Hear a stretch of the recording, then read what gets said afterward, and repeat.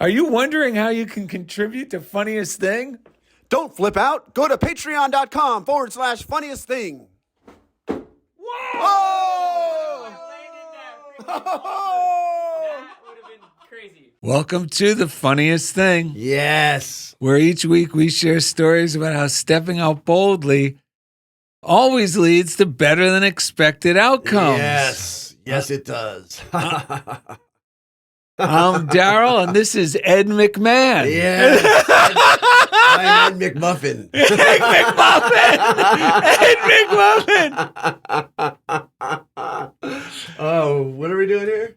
Well, we got a show, and we're broadcasting live from Chobo Studios in beautiful downtown Van Nuys. There's Indy in the control room, and on the board he puts the show. He always puts the title of the show that's in the studio that day, and today it's The Funniest Thing. Yeah. Oh, wait a minute. What's up? With spaghetti and meatballs. Wow. It's Darrell and Ed. This is foreshadowing for my lunch. So. Someone's hungry. He's putting in a bid for Pinocchios, folks.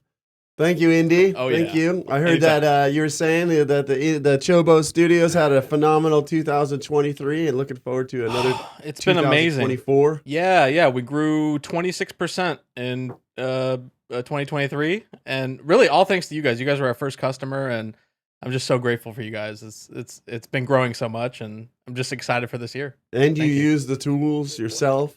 So Definitely. yeah, you're part of us. We're part of you. And so thank you. We also, let's just take a moment because we always forget. We want to thank Jeff Comfort. He's out there in Missouri. He uploads the audio portion and adds sound effects.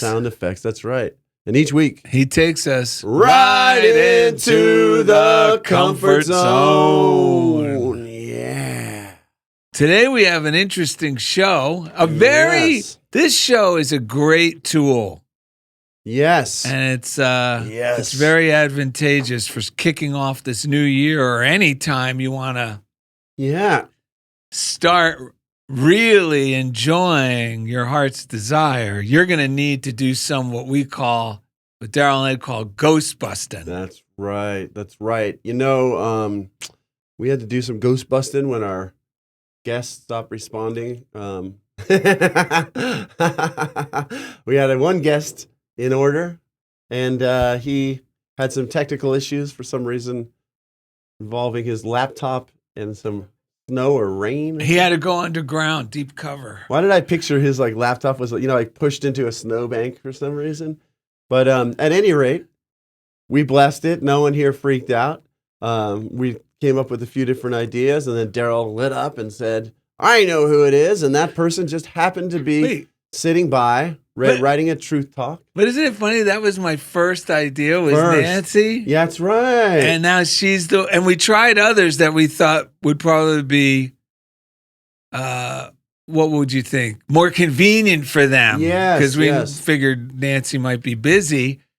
And when those two numbers did not get answered, we called Nancy. Yes, and we she did. picked up and said, "Oh, yes, of course." I mean, and that really is kind of foreshadowing of what this whole episode is about. God whispers.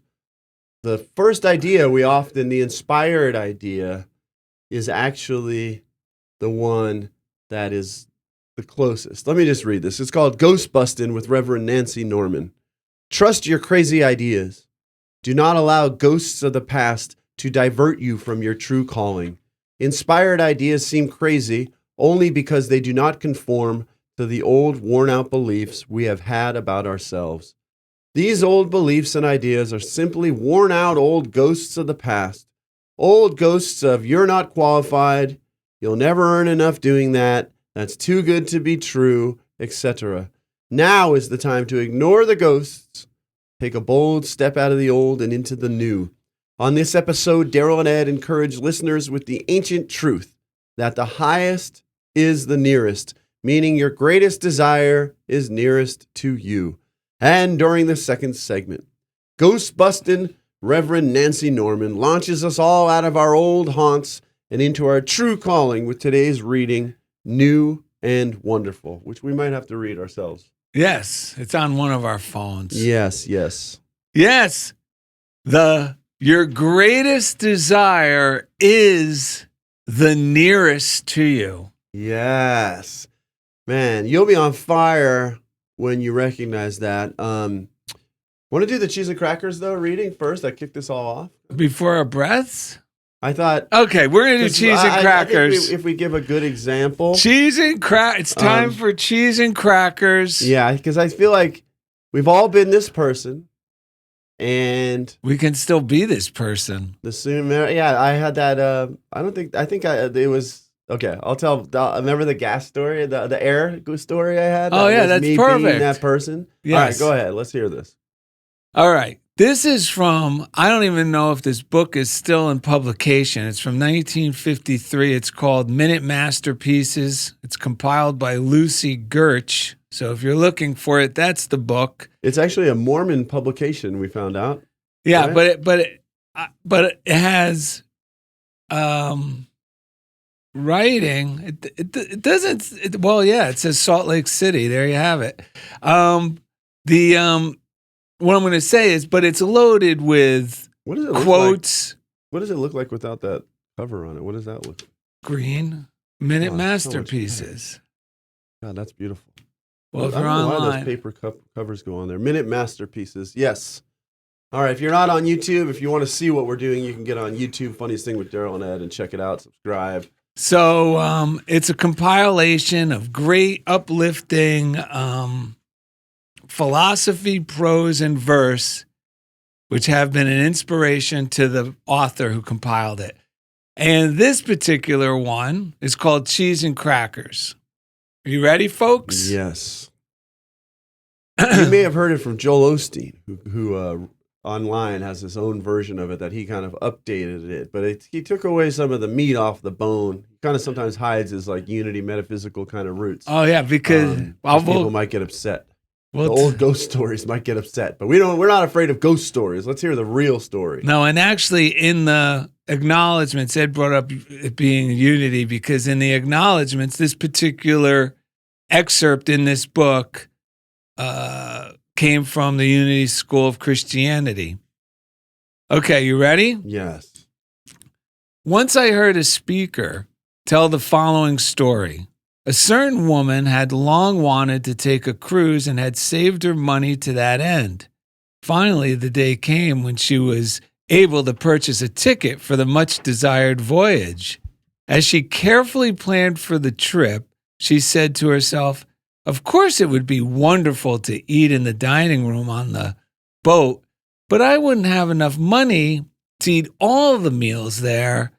But I could take some cheese and crackers along for the first part of the trip, and then I can go to the dining room for the last meal. Mm-hmm. I'll have money enough for one meal on the boat." Right. In high spirits, the good woman set out for the thrilling experience of her first water trip. At mealtime, after wistfully watching the other passengers file into the dining room, she would go off into some corner and eat her cheese and crackers, trying all the while not to be envious. Then, the last day arrived and time for the final meal aboard ship. She went in with the other passengers to eat in style, as she put it. That sounds like Bizarro. It was one of life's big moments for her, and she lingered long to enjoy it. When she had at last finished the meal, she sat patiently waiting for her check, but when none was presented to her, she beckoned the waiter and asked for it. "Let me see your ticket, madam," said the waiter, and when she handed it to him, he gave it back with, "Madam, all your meals were included in the price of the ticket."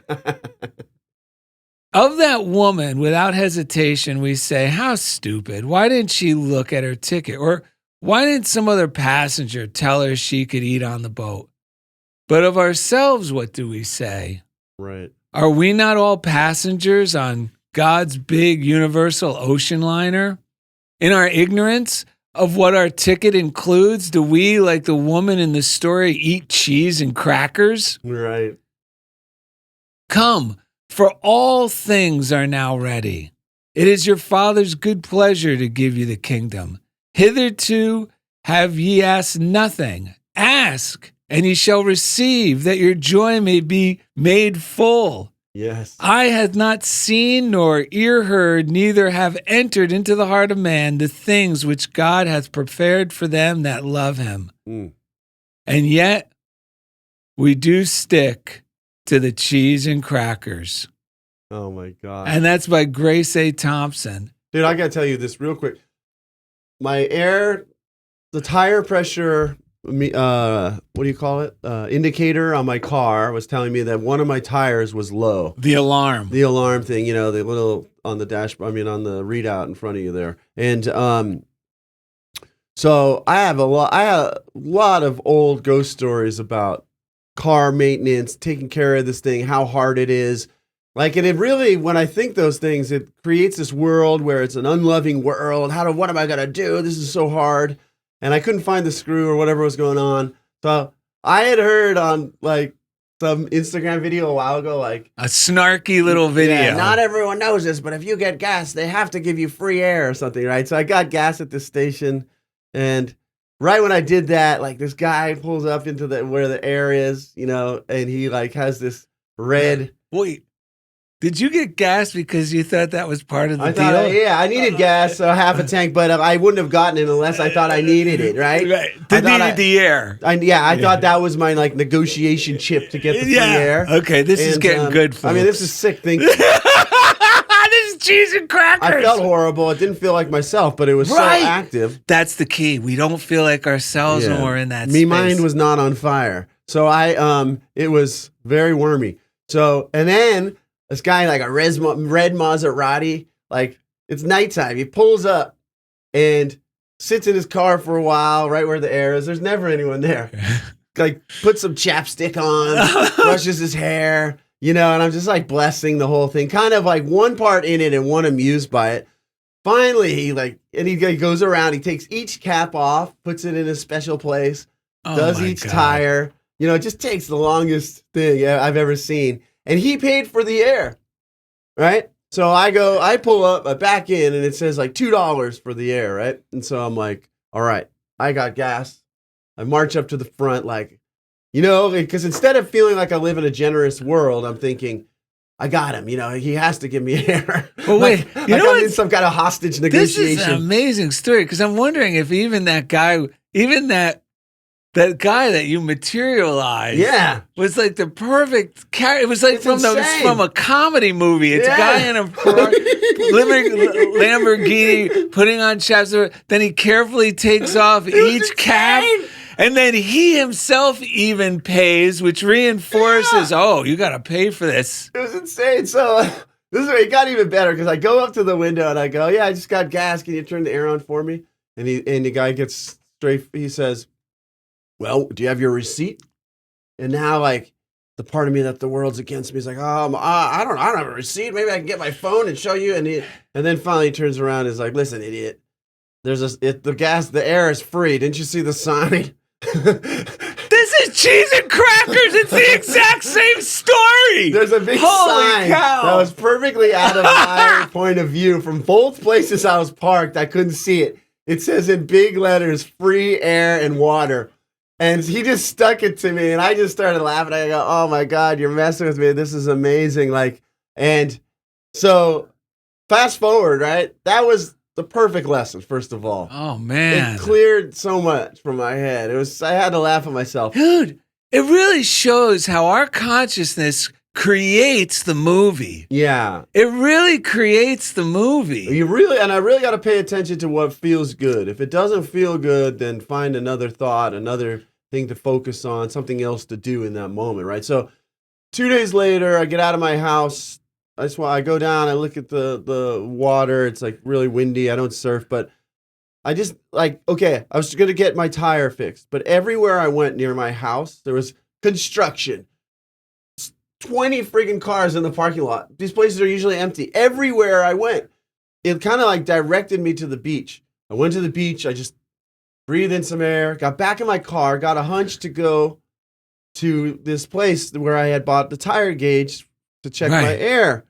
And so I call one place and they're like, you should probably come tomorrow at 9 a.m. I see one place, big brand, like on the directions app, on the map app. I just put in tires near me. Yes. I put in big brand. I call them, and they're like, "Oh, there's no one here. It'll take you 30 minutes. You'll be in and out 30 minutes." Like the friendliest. So I drive to what I thought was the place, and I was talking to you, and it was the Pep Boys, and thankfully I looked at the app. I go, "Wait, this isn't where I thought I was coming here." But this isn't where I'm going. It's 5 minutes away. So I drive in there. I pull in. This young guy, to the brand. I pull into the big brand. Yes. No problem. There's no one there. This young guy comes out and he's kind of looks tired. It's kind of early. He's like, he's only like probably 17 or 18. And I'm still shaking off this nightmare universe, but at least now I'm in the flow and I bless the guy and I'm dressed nice and I have my hat on. And I was just like, this guy probably doesn't know what universe I just stepped out of because of the way I was looking. And so, but he goes to work. I go inside. There's this older guy with slick back hair.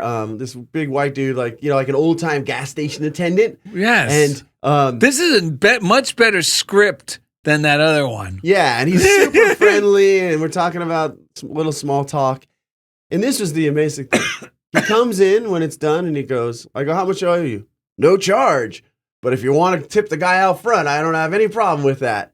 So he didn't charge me anything. They found the screw. They fixed the tire. And then I gave the guy a nice, fairly generous tip.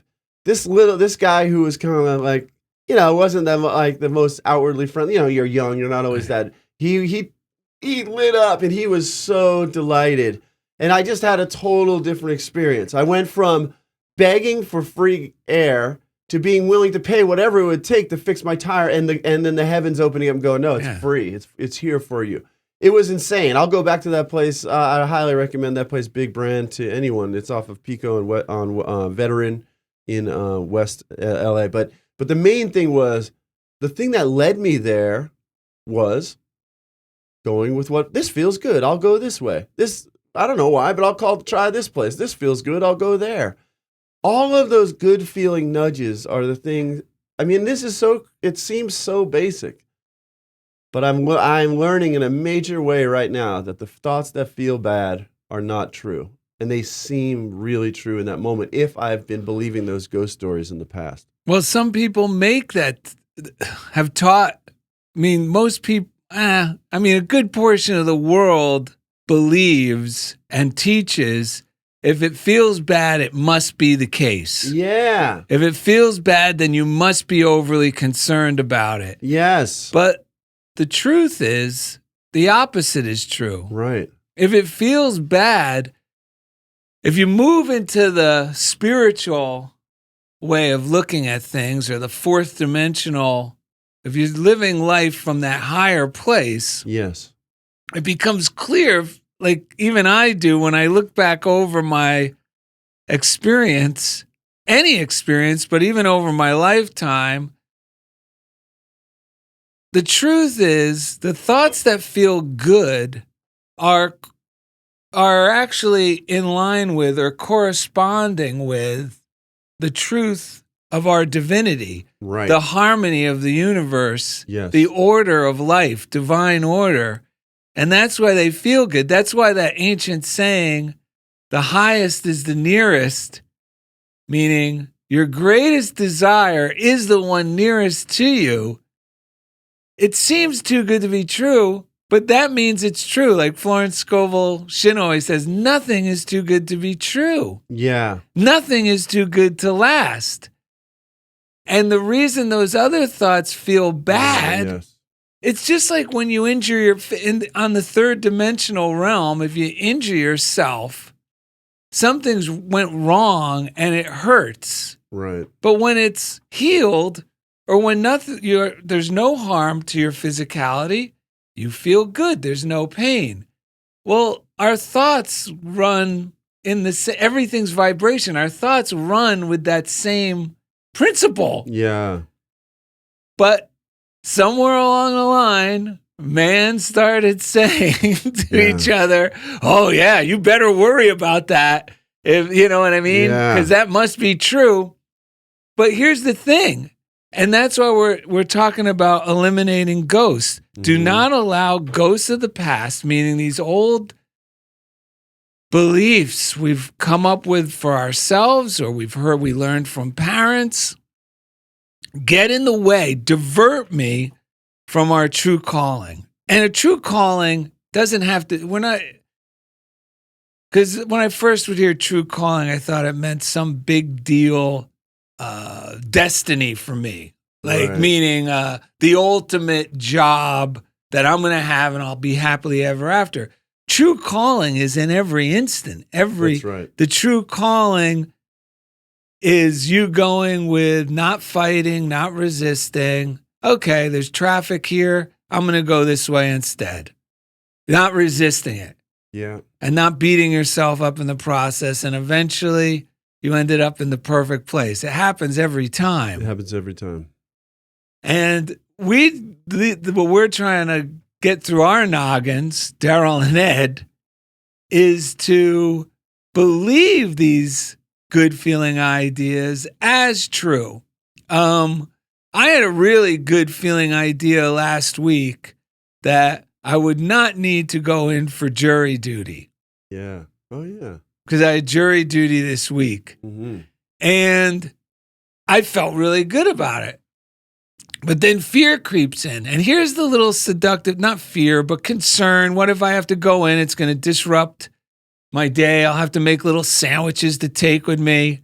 All this nonsense. Then there's the horrific, my brother and I both go through this, which is there's this weird sense of shame both of us feel when they start asking the questions, because it's like, anyone in your family work in law enforcement? Yes. Anyone in your family a victim of a violent crime? Yes. Anybody blah, blah, blah. Yeah, it almost sounds like we're telling, like we're making up excuses. Right. So we feel embarrassed and ashamed. One time when it got to some of the horrific parts, I told the questioning attorney, I said, can we approach and discuss this over by the judge? Because I just didn't want to bring up all that. Yeah. Because who knows what people will think. Sure. And I wanted it, if it wasn't something that pertained to this case, because you got to tell the truth. Because if you do not tell the truth as a juror, when they're asking you these questions, well, then the verdict can end up being overturned if it's later discovered that you Right.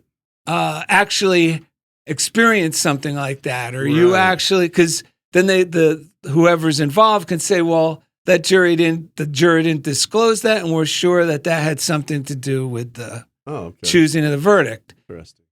So one time I went up to the judge, and even though it was quiet over there, I still felt like, oh, I'm a little, like, it's just horrible.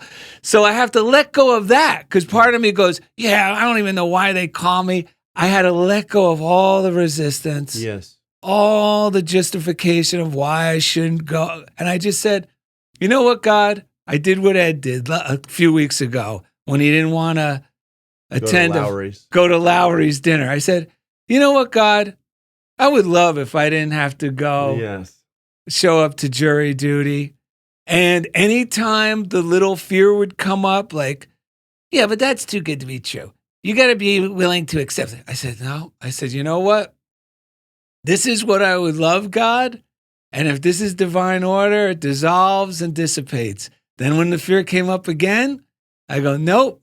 This case is dismissed, and for the best of all parties involved. Yes. And I just kept doing that. And ultimately I said, you know what? God's will is always the best for me.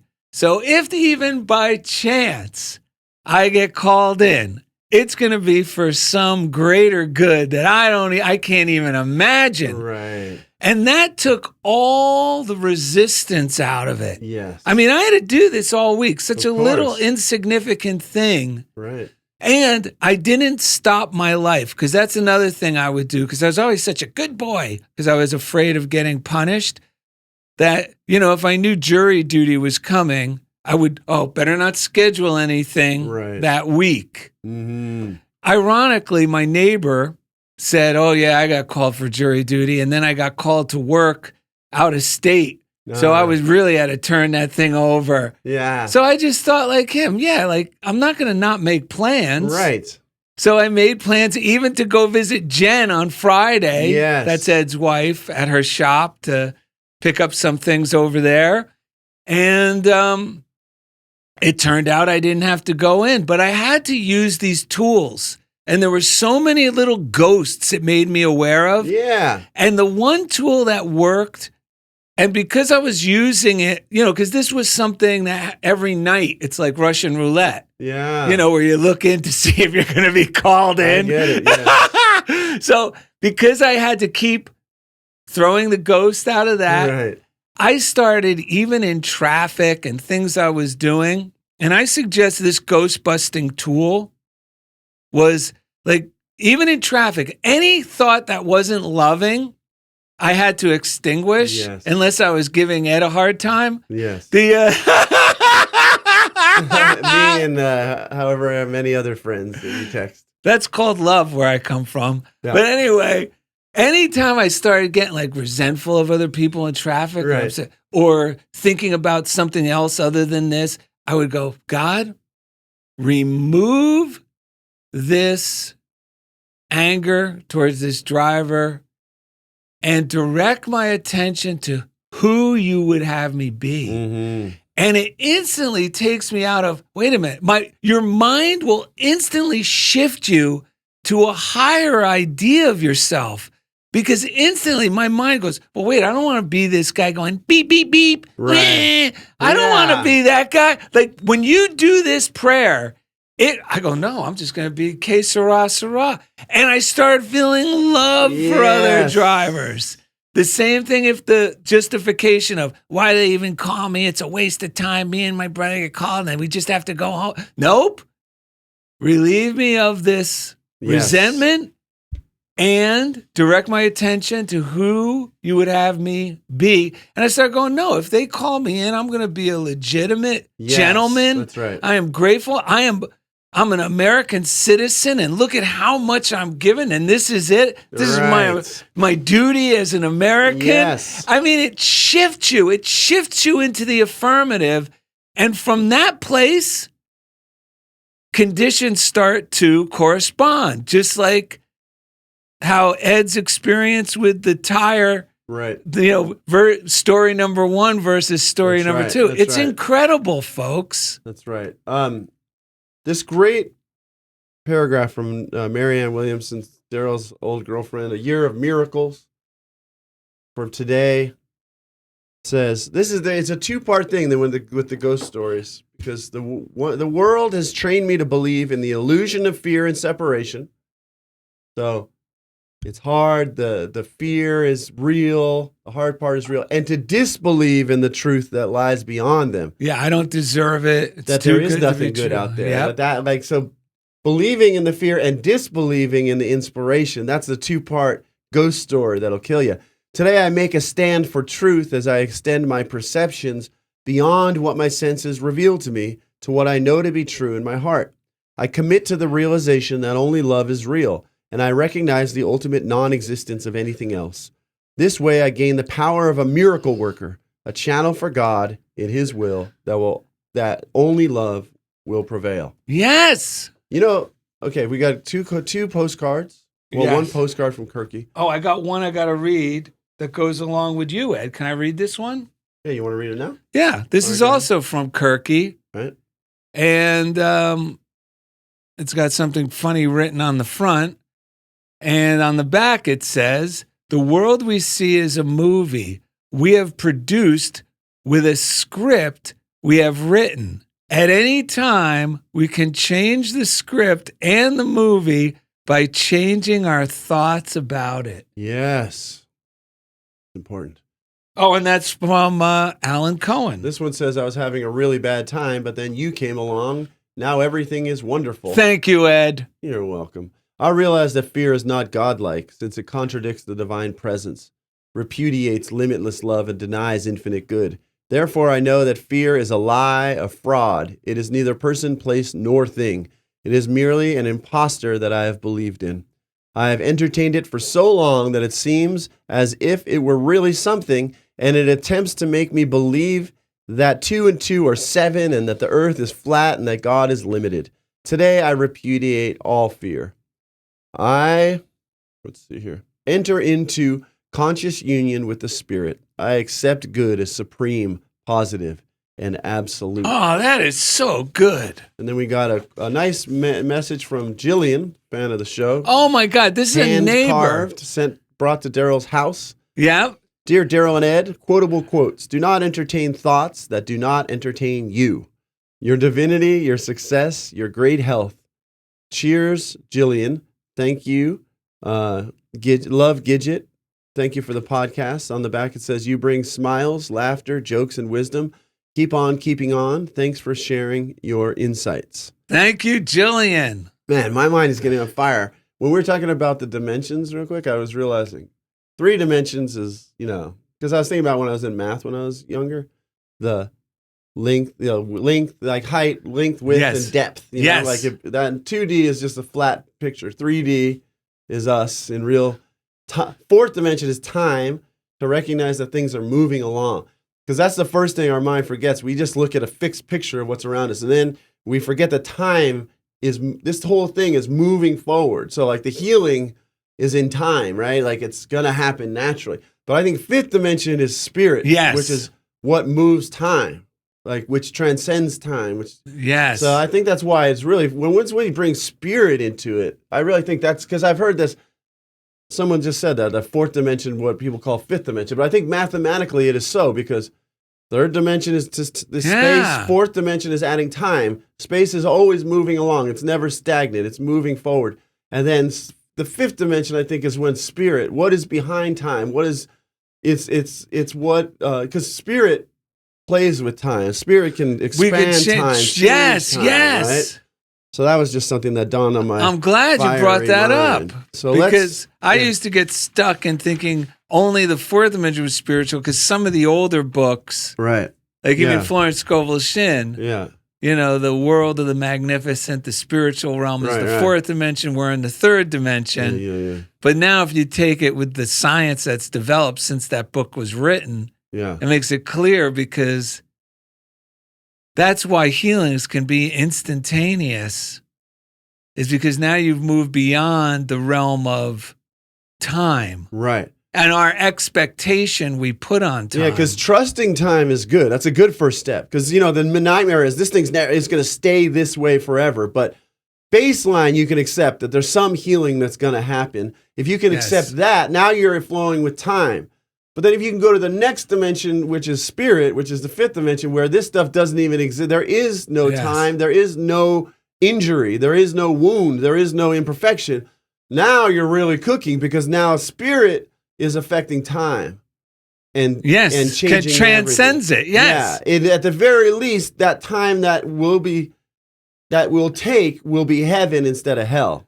At the very least. One last thing before we bring in Nancy, that this idea, and it became clear to me recently, as a child, anytime in the Bible, especially in those old movies about biblical scenarios that they would show when we were kids, the narrator was, and it came to pass that Herod had all the infants slain. So anytime I saw when it came to pass, I thought it was saying, I always thought it meant, and it came to stay. Like, and now things just get worse. Right. But I didn't know. No, it's actually saying throughout the Bible, this seemingly negative thing came to pass. Right. It didn't come here to stay. Right. It came to pass. I never looked at it that way until recently. Yeah, and it's really helpful. That's been helping me with everything. I was talking to a guy, remember we were on the call, the Lundy on Monday call, and I was in Trader Joe's, and I had to turn down you guys and talk to this guy who, a Buddhist monk once called him the monk of, what was he? Checkout monk. The checkout monk. Yeah, whatever. We ended up having this amazing spiritual discussion, and I was saying something that's really changed for me, and I think as I've gotten older, it makes it easier, is like, if something's going on, I can more easily grasp. In a week, I'm not even going to be thinking about that. That's right. You know, like if it's something health-wise or something like that. And that is really helpful to know. I got nervous about that because I'm going, I don't remember anything. Like I see people send us cards and they'll go, oh, yeah, you said this on the show. Like this quote, Yeah. do not entertain thoughts that do not entertain you.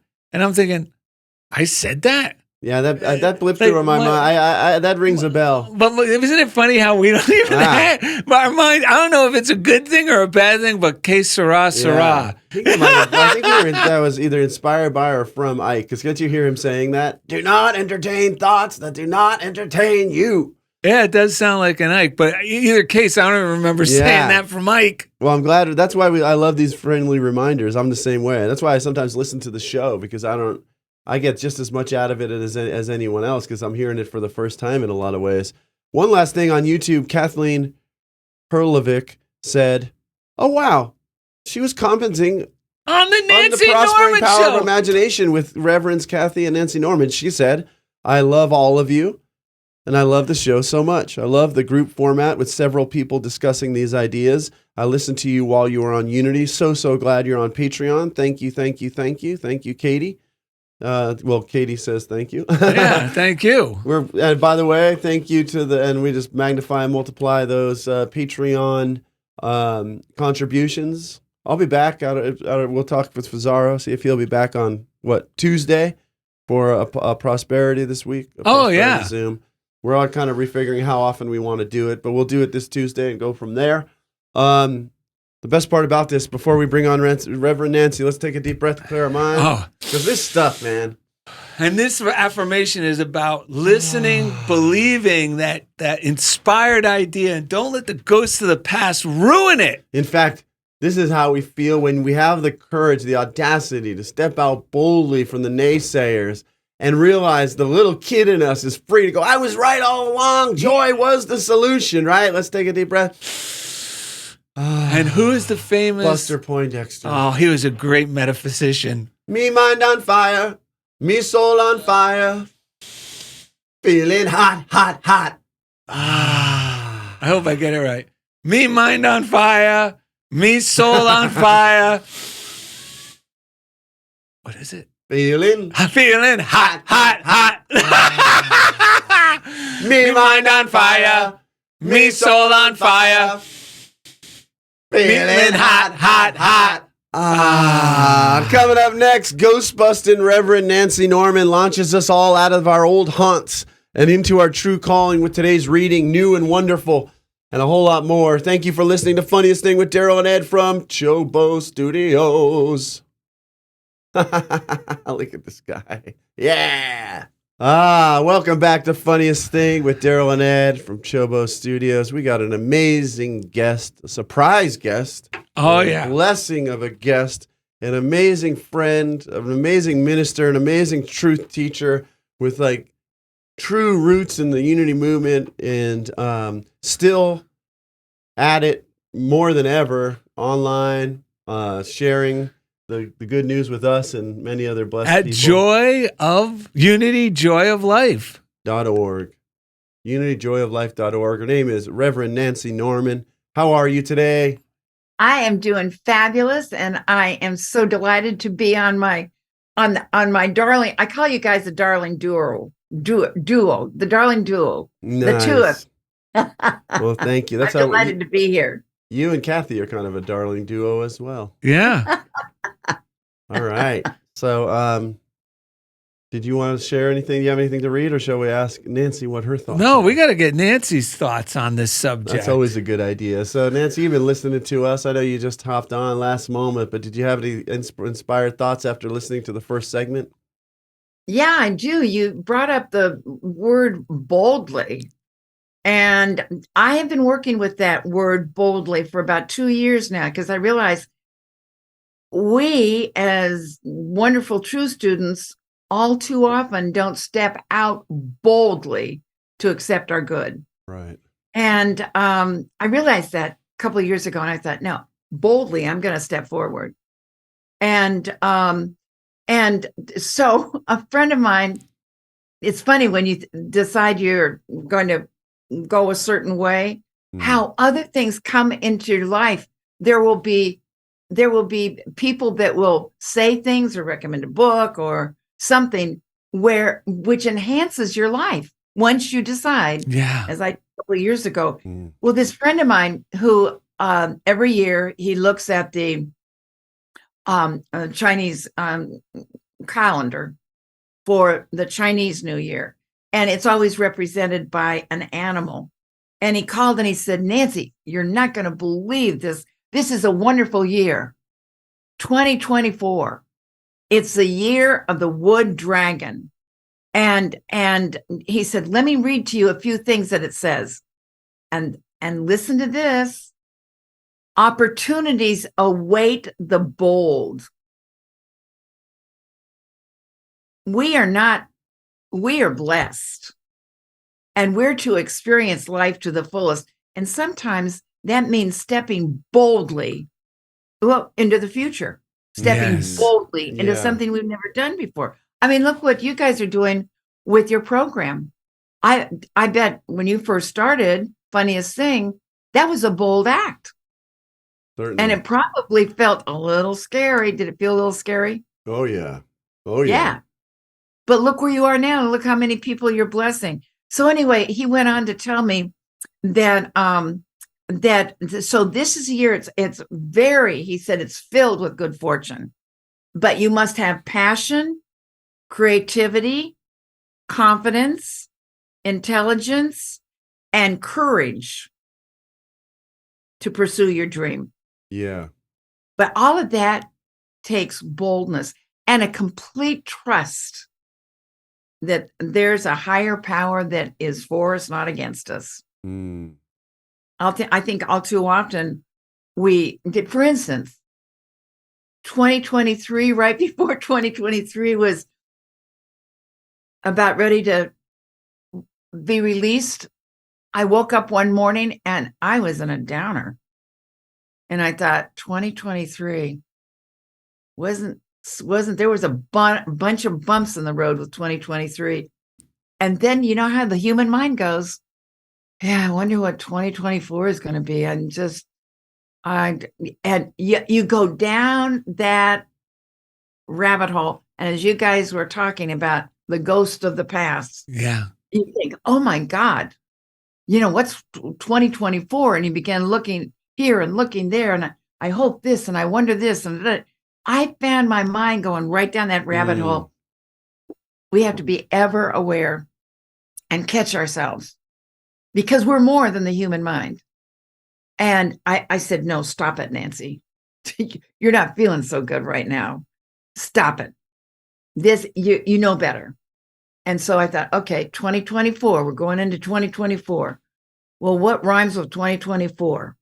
And the idea came 2024 more. And I thought, yeah, more of all this stuff we put up with 2023. And I said, no, I have a choice. We all have choices. Yeah. I have a choice. So I thought, I'm choosing goodness. I'm choosing loving kindness. 2024, the year of more goodness, more prosperity, more vibrant health, more success, more love, more loving kindness, more joy, more happiness. And before too long, whoop, I was my old happy self. But sometimes, we have to take control of our stinking thinking. Right. And say, no, I'm not going down that path. That's not good for me. Yeah. And that takes boldness. So when you guys were talking about boldness, I can really identify with that. And it sometimes it's a little scary, and we have to boldly step forward without fear, knowing that the power and the presence of God is with us, and we can feel that wonderful, wonderful connection if we allow ourselves, taking those deep breaths and knowing that we don't have to worry because God's in charge. Yeah. Yes.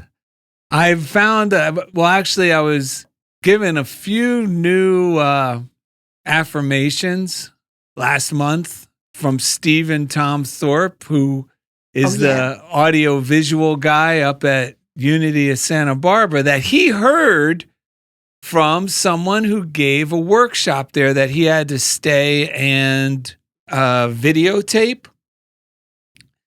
And, every once in a while, I have to renew my affirmations, because after a while, they start to get like worn out jeans. They're comfortable, but they lost their zing. So I switch them up. And then I'll go back to ones I've used in the past, and now they have zing again. It's like rotating the crops in a field. You can't just keep planting the same thing in the same spot, because then the soil is depleted of its nutrients. But if you rotate your crops, you get different feelings and everything thrives. So the few are, people love to give me money. And I added, and I gladly accept it. Because I've always been a poor receiver and a very good giver. And I love that feeling. And the other one is, my clients praise me and pay me. Oh, I love that. Yes. And good things are happening for me now, today. I can feel it. So those are the top three, and there are a couple others. So I've been enjoying that. My clients praise me and pay me so much. I go to Unity this past Sunday, which was the 31st, and they did a burning bowl ceremony where you burn these old ghosts. Right. And when we're talking ghosts, we're talking about these old belief patterns that you have, not just things or conditions, but what are the old beliefs that have been thwarting you every time you had a divine idea or an inspiration that you kind of held you back? And we all know what they are. And I don't mind sharing what mine were. Some people say don't share them, but last year it was doubt. And this year it was concern and limitation. And I wrote those down. I don't want to carry concern and limitation with me. Concern is the thing that keeps us from stepping out boldly, for me. And you got to remember, I got to remind myself, it only feels like I'm stepping out boldly, not because it's even that bold of a step in reality. It's only because I'm stepping boldly beyond what these ghosts, these old beliefs have been telling me is possible, or that I deserve, or why bother. I got to get rid of that. And that Sunday, because I've been doing this affirmation, my clients praise me and pay me. So that Sunday was the 31st. And I've been affirming, because Nancy, our guest today, shared with us last week on our Infinite Prosperity Workshop, which all of you viewers and listeners can join. It's free to join, and it's at unityjoyoflife.org, and meet us on Thursday, 4 o'clock Pacific time, 7 o'clock Eastern, in the AM and the PM. Darrell and Ed are on the PM version. And she brought up 2024, the year of more. And I said, I love that. That feels good. So I threw that one in the hopper. Sunday, a woman at Unity of Santa Barbara last year bought one of the largest orders of cards from me, the one-word prayer and the one on the Statue of Liberty as a symbol of personal empowerment. She couldn't stop telling me on Sunday how much she loves these. She loves sharing them. She really hopes people take these ideas to heart. Wow. Thank you, thank you, thank you. And her name is Memory. That's her name, Memory. Wow. And I said, wow. And I let myself suck it in instead of, oh, yeah, that's nice, but it means nothing because I'm just a fart. That's the general thing with compliments. You take it in. So I said, thank you, in a normal way, not like weird or anything, but I just did it like how a human being should appreciate someone complimenting a person. God forbid we learn how to do that. Just say thank you. The next day is the 1st. I wake up to an order of $200 worth of these cards. Yeah. The biggest order ever from her. Wow. Oh, Can you I love believe this stuff? well, see that's The year That's- of more started with Oh. more than ever on the very first day. And the affirmation, believing and accepting the idea that my clients praise me and pay me. Mm. so that's the key. Believing and accepting and expecting. Yes. Yep. Not saying not putting brakes on it at any Yes. time. Mhm. It's like that's God's will for me. This is the way it's supposed to happen. Yes. I love that. Do you know Darrell and Ed, when I was going through ministerial school, I had one of my favorite teachers was Reverend Anderson. And he told us, when you said it feels good to accept, he said, I want all of you to know that you're going to give a talk, and people are going to meet you at the back of the church, and they're going to say, oh my God, that was the best. That was the best. I love it when you talk, and I learned so much about. He said, accept that graciously and simply say, thank you, as you Yes. did, with total sincerity. Yes. Yeah. But then he said, to yourself, say, it is the Father within that does the work. Yes. Yeah. Don't you love that?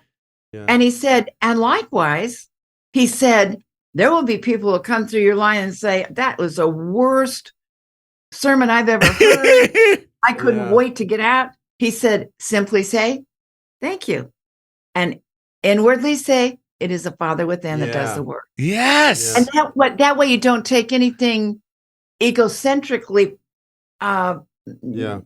You're letting the spirit of truth flow through you. Yes. But to be and that live in that idea of graciousness and gratitude, that just brings greater and greater good to you. As Emma Curtis Hopkins said, my good has my name on it. Yeah. Right. Yeah. Isn't that fabulous? My good Yes. has my name on it. That's wonderful. So good. God And is good. you know what else helped me this week? The good feeling thing that you desire is already for you. Totally. Because it's got to click in your brain. Yes. That's a great Yes. idea. My mind goes, that's a great idea. I like that idea. But I had this idea, and this may seem ridiculous and even blasphemous to some people who don't understand the esoteric meaning of these spiritual ideas in the Bible. Yeah. Right. But it's not blasphemy. I had somewhere during the week, and this is something that seems like, wow, he's using this for jury duty? Yeah, for everything I use it for. I use it Of for course. Yes. everything. Yes. And it makes my life wonderful. Yes. It makes my life my laboratory. And it always proves itself to be better than expected. The results of these experiments is never worse than expected. Right. Never. It's only worse when I'm already anticipating it to be whatever negative consequences Yes. I want to avoid, and I'm living in that. Right. Yeah. Then it turns out to be something I don't really particularly like in that moment, but God's not a punishing God. God doesn't do spite work. As soon as I change my mind again, I'm returned to a healthier state. And what Yes. happens?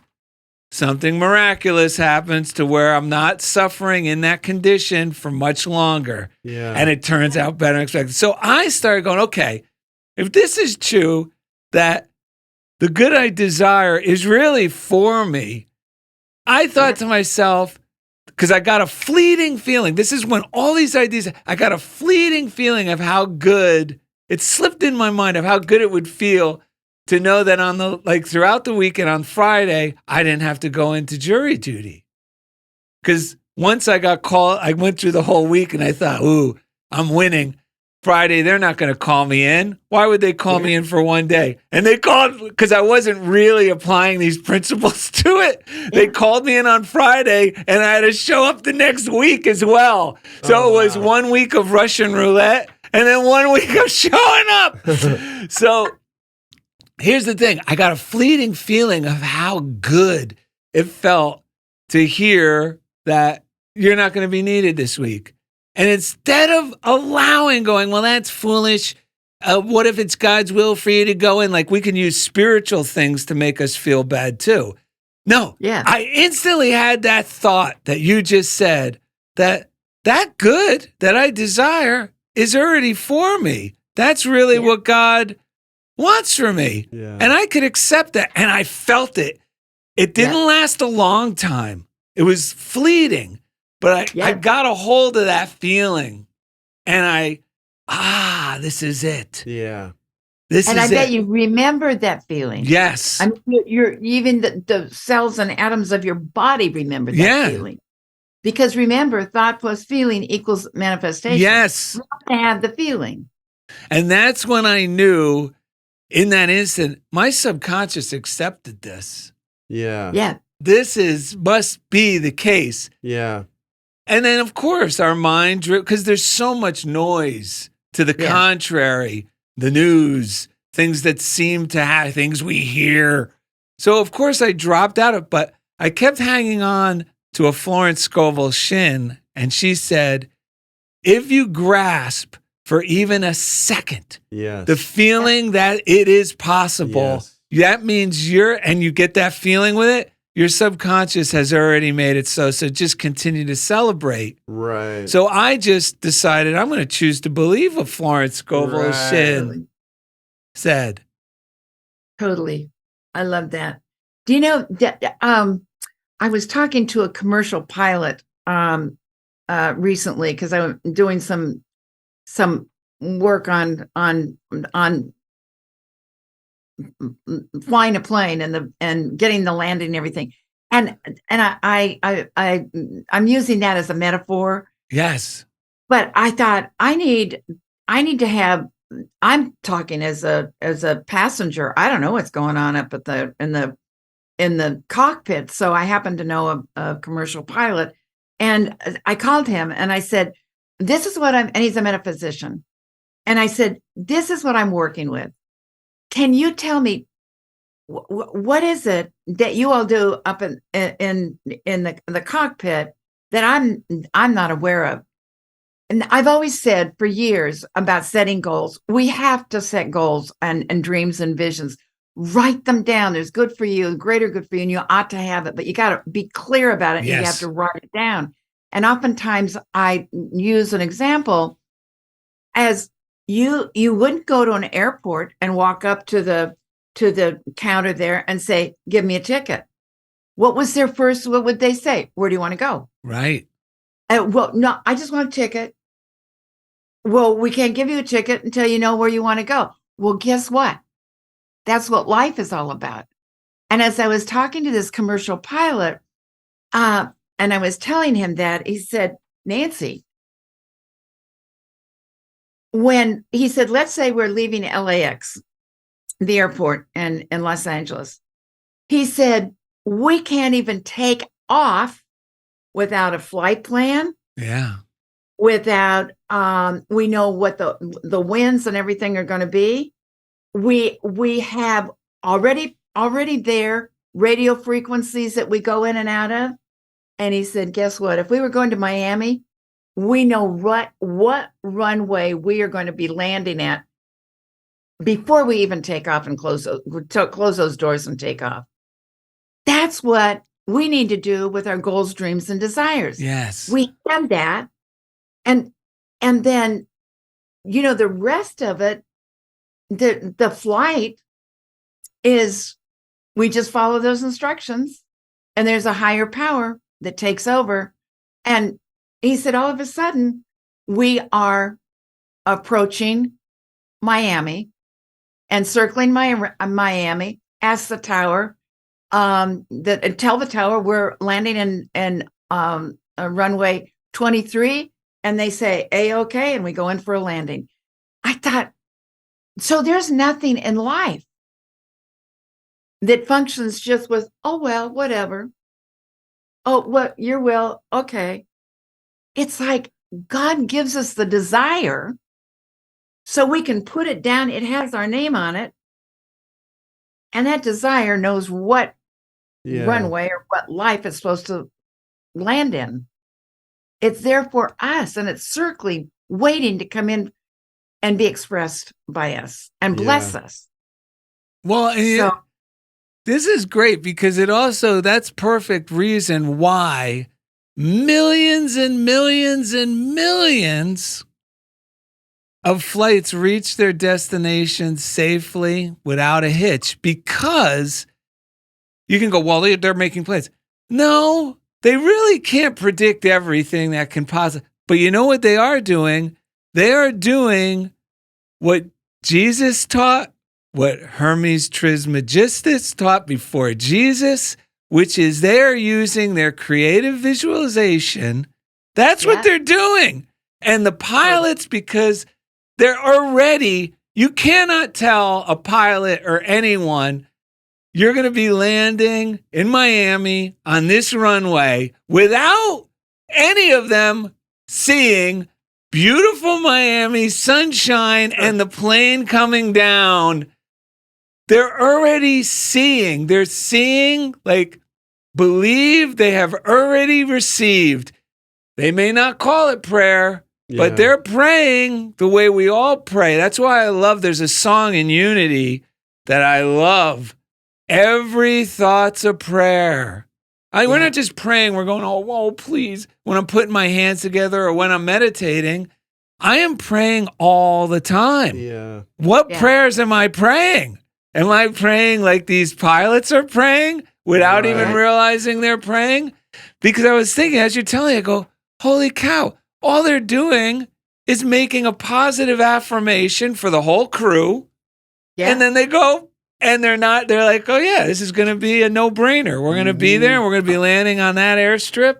It's going to be sunny and beautiful. Like, they're already seeing totally the end. They're already believing it's already happened before they take off in LA. Before they take off, they know everything. Yeah. So that's why it's important for us to write down our dreams, goals, and desires. Because the power of the imagination, and what he told me, and I thought this was sweet. He said, and you know what, Nancy? He said, when we touched down, he said, the whole crew from the back of the plane to this cockpit, the whole crew celebrates. Yes. Yes. Yeah. Every time. I thought, whoa, is this? I love flying. So I thought, wow. I just love the metaphor of it's great what they go through and life. You know, your daughter has a book called Sermon on the Molehill, which I opened up this morning. Yeah. And I just happened to open up to this page where she says, your guidance is always present. You cannot really make a wrong choice. If you do make a choice that is not for your highest good, divine intelligence will again lead you to where you need to be. So there's part about making the choice. We gotta, like, that's what I'm hearing with part of this is making the choice. Right? Yes. Yeah. And there's still a receptivity to it, because when we're in the flow of inspiration, I'm receiving the ideas, right? I'm receiving them, and I'm breathing them in, and I'm claiming them, and then I'm expecting them. And once it locks in, all the like fight or flight or the willfulness to make it happen dissolves. I realize it's already done. Like in Darrell's case, he felt it. I felt this yesterday with something. It went from, I wonder if it's going to happen, to just being, I've already enjoyed it in my mind. Yes. It's not bigger or better than me. It is who I am, right? And so she says there's no reason to be afraid to make a decision, because any step you take will eventually bring you your good. It's the nature of our connection to divine wisdom. It's the way we are wired. And she gives 4 steps. Here's a proven technique to help you make inspired decisions. Let your mind become an instrument of divine intelligence rather than the source of your decisions. Trying to squeeze the decision out of your human mind will only block the flow of the right answer. Relax and center yourself in peace. And this is the challenge with me when I was younger. When people told me I had to have goals, it didn't resonate with me because then I just start making stuff up that sounded good so that I was making a goal. But we're talking about a personal goal that God has whispered in your ear and just claiming it as good. I got a good question. If people are wondering what their goal is, Yes. because I used to think the same. When people talked about goals the way it was taught then, Right. it seemed like such an arduous undertaking. There was no fun. Right. There was no fun in the way they described goal Right. setting. Right. Make sure your goals are smart. And remember, the acronym means like what's the acronym? I know Indy probably has this beaten into him. Simple, I don't know. measurable, attainable. That's all. Realistic, realistic, and yeah. something about trackable And or time. I think time. Set a deadline. Anyway, I didn't want to make any goals because they were like, it was like such a horrible thing. Right. But I got one question here that's going to help you change that, because you don't need to write down all the smart things. You do not, if you can get this, because this goes right with what you're Yeah. saying. It's right with your example. You just said you had that feeling. Here's the question. You ready for this, Nancy? It's a doozy. Yeah. What? What would be the best thing that could happen to you this year? I can think of a bunch of things. Well, those are goals.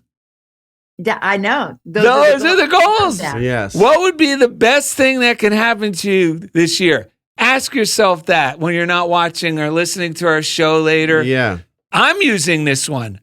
What I would love be the it. best thing that could happen to me this year? And all of a sudden you're like, those are the God-inspired Right. notions and desires that are for you. That leads to number 2, which is realize that God knows and God is in you. Therefore, you know. Yes. Acknowledge that you really don't have to make a decision at all, that on another level, the decision has already been made.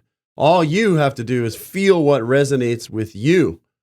Then, in a lot of cases, not with everyone, if you're talking to Darrell and Ed or Reverend Nancy, but this is around Reverend Ike would recommend, maybe not around family and maybe people from more orthodox religions. Refrain from discussing your concerns with other people, as it may interfere with your guidance. Yes. Keep the matter to yourself for a while. Yep. And be conscious of what rings true for you. And if you're a person like me who often would in the past dismiss your own power to choose for yourself or the own validity of your own voice, this is the time to start recognizing your divine connection. That your life really is all about you. It is not being a good person to pretend that you don't have desires. That you'll wreak more havoc on more people pretending you don't have needs and desires than you think. I know I've seen it with, in my family where people are like, no, it doesn't matter what I think. It does. It matters what we all think because God is within us all. The number 4 says, put your concern. So this is related to concerns, really.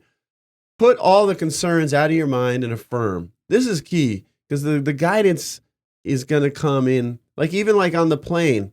They have to be receptive to what the computers and all this stuff is telling them, right? While I sleep or walk or work, divine intelligence is active on my behalf. Yeah. Have faith that your words and choices are formed by a transcendent wisdom that is divinely inspired and divinely empowered. Wow. You know what? I can say one more thing. This is exciting. I wrote this to myself this morning because, when I'm thinking of, I wrote this affirmation for myself. Now is the appointed time. Today is the day of my amazing good fortune. And I was thinking about dreams and desires. I like calling them that more than goals. For some reason, I do the too. corporate structure has turned goals in such an awful feeling thing. So I call them desires. I think goals too means earning my keep. It's not healthy the way it's been taught. I'll get there and then I'll be something. I'll get there and then I'll have, and this way is really recognizing our worthiness first. Yes. And we are so worthy that this thing is just going to come about naturally because we are children of the divine. We are an expression of the divine. It's not bigger than us. It's just another delightful thing that we desire to experience. So how do I get from here to there? 1, we don't have to worry about how we're going to get from here to right. there. That's not my business. Right. But what could I do in the meantime? And 2 words came to me: humility and responsibility. So what does that mean? Because responsibility is a heavy responsibility, as Cheech and Chong would say. So I made a definition for myself: humility and responsibility. I just do what's in front of me to do with faith, meaning faith. But this is the key with the faith. I just do what's in front of me to do with faith. The joyful trust that God is arranging things on my behalf. Yeah. I just do what's in front of me, like what comes up during my day. Some things seem totally unrelated to that desire. Yeah. But I have the faith that God is arranging things on my behalf while I'm doing these things. And what happens? I am always thrilled by the amazing good fortune that occurs as a result. Yes. I love that.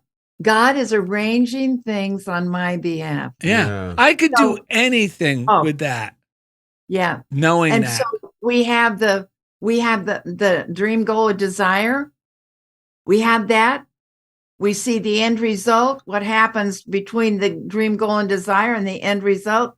It's none of our business. Yes. Yeah. We just have to take the next step boldly, sometimes boldly take the next step, and then boldly take the next step. But we don't have to figure it out. No. Yeah. That's what stops us. Yeah. And that's what, then our goals, dreams, and desires become stagnant. Yeah. Right.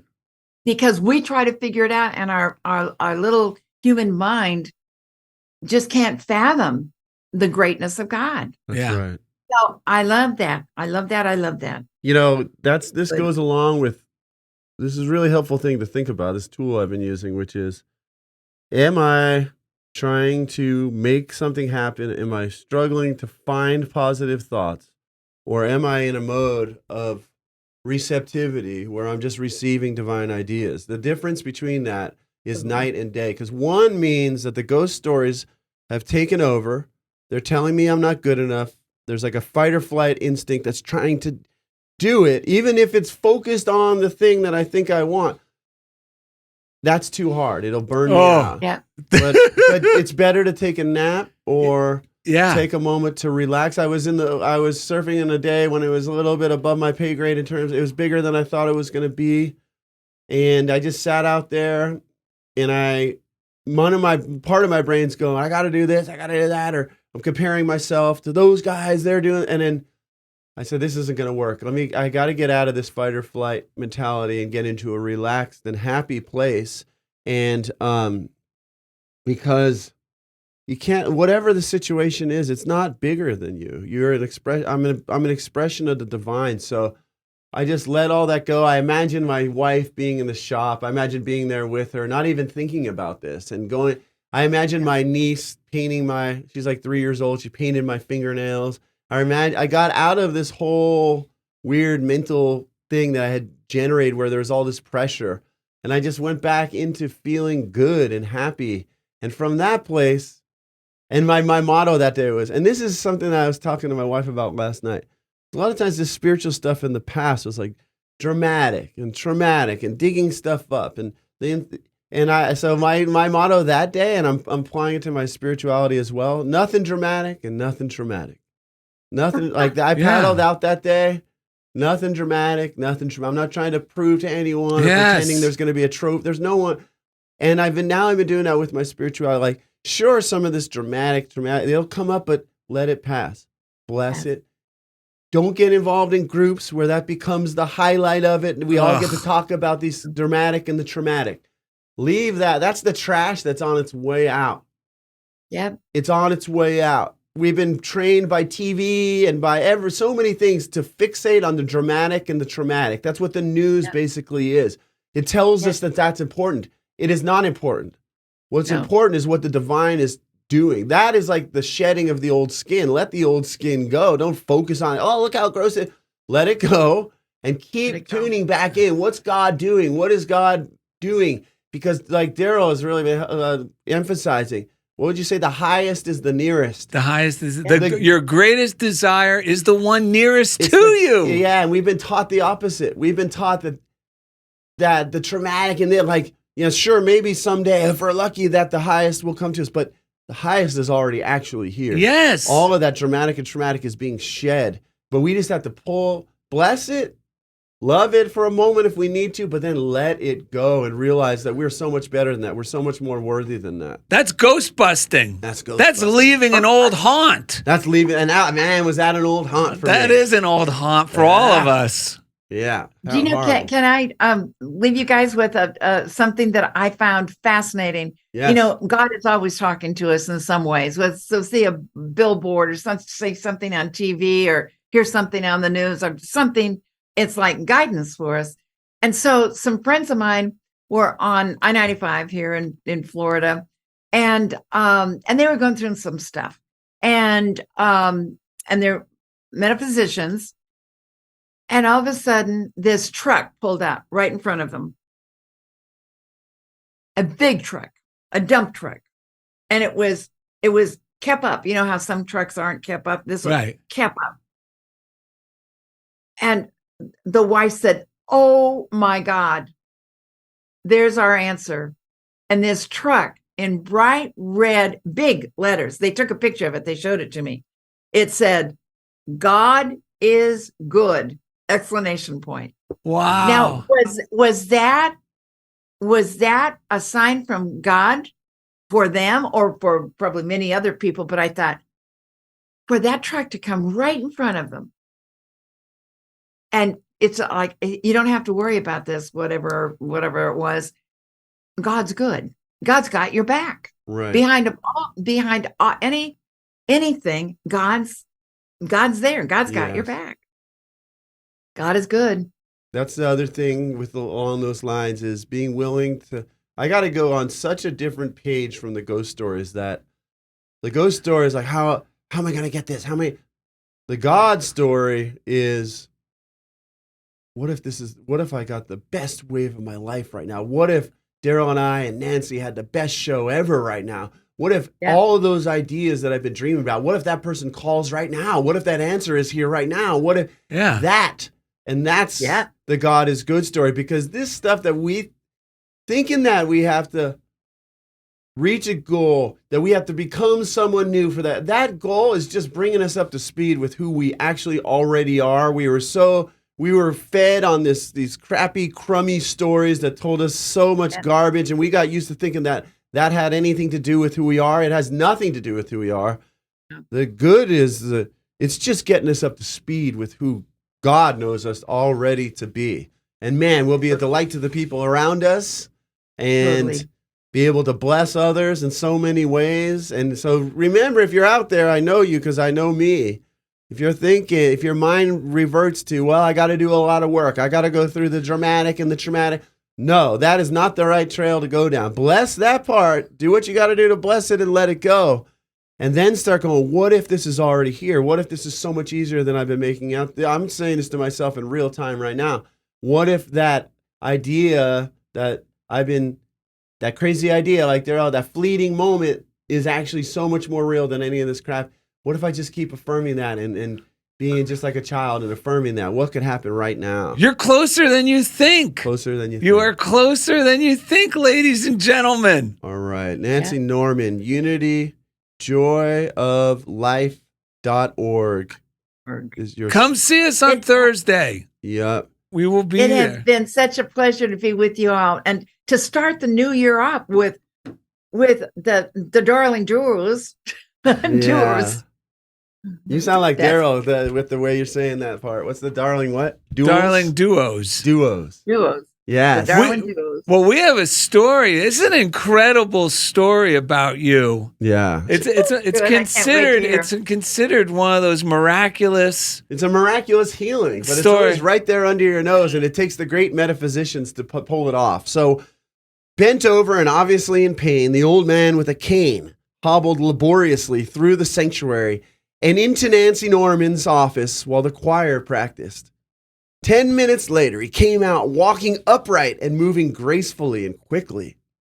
The choir director exclaimed, "Good gracious, did Nancy heal you by faith?"